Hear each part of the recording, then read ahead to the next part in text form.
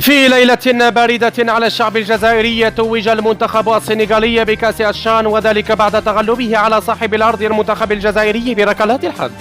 محيوس دخل التاريخ من أضيق أبوابه، حيث أصبح أول لاعب يحرم 45 مليون جزائري من الفرحة، وهذه ضريبة عدم استدعاء شوشع الذي يعتبر الأفضل في التاريخ.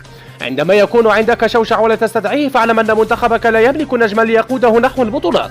للأسف الشديد منذ غياب أسطورة الجزائري شوشع، والمنتخب الجزائري يعاني.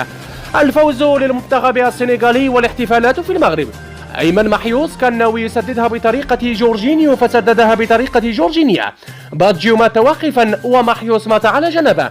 هذه المباراة ذكرتني بقول أحد الحكماء: كان بفكرة والفكرة لا تموت. محيوس أراد تقليد حركات جورجينيو، ولكن لا يعلم أن جورجينيو بنفسه يضيعها. وقد صرح برونو فرنانديز: ذلك اللاعب رقم 18 محيوس يذكرني بنفسي وأنا أسدد ركلة ترجيح تحت تأثير الكحول. صراحة ركلة جزاء منحوسة ضائعة، وذكرتني في أيام الخوالي بزياش عندما أخرج 40 مليون مغربي من الإسلام أمام البنين. الدنيا دوارة، مرة إيكامبي ومرة محيوس.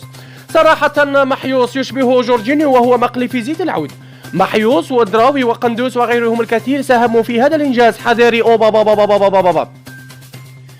تخيل معي الجزائر نظمت كأس ما فيهاش لا المغرب ولا تونس ولا مصر ولا السودان، وفي الأخير خسروها. ومهما خانتك الحياة، تذكر مقولة حفيظ الدراجية: ليس محيوس من يقلد جورجينيو، بل جورجينيو من يقلده. صراحة محيوس جورجينيو سوق أكل موس، ينقصه من ينصحه بأن يبتعد عن كرة القدم والذهاب لقفز الحواجز.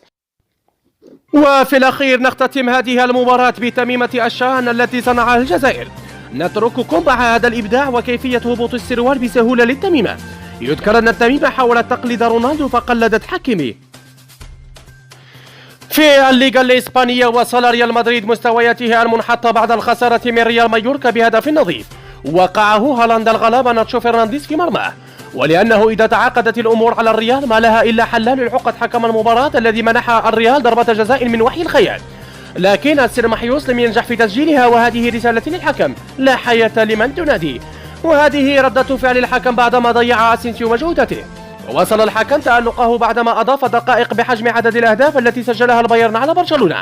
وعندما سئل أنشيلوتي عن الحوار الذي دار بينه وبين الحكم، قال: اتفقنا على ضربة جزاء فمنحنا واحدة فقط، وعلى الحكم تحمل مسؤوليته. وأنصح متابعين الحمادين بتناول بيتزا مايوركا كي ينسوا من اللي حصل لهم من مايوركا. وبينما كنت نازل أشوف ترتيب ريال مدريد، أمسك بي بعض البرشلونيين وأخبروني أن لا أخاطر بحياتي.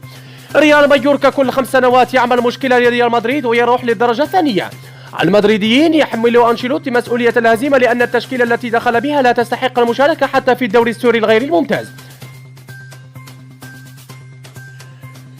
هي اللقطة التي لم ينتبه لها أحد، يعني عندما احتسب حكم الشرط تسلل على الريال، جاءه حكم الساحة ومنحه إنذار.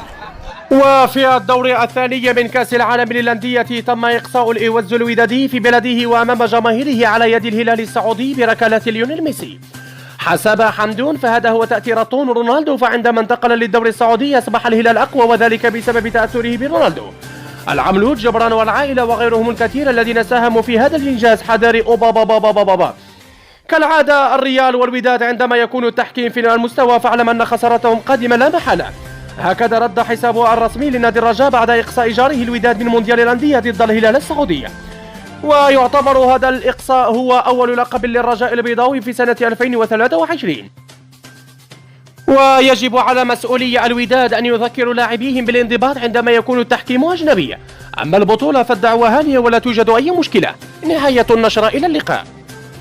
ونذكركم متابعينا الكرام مجددا بتحميل تطبيق فاز الذي ستجدون رابطه في أول تعليق.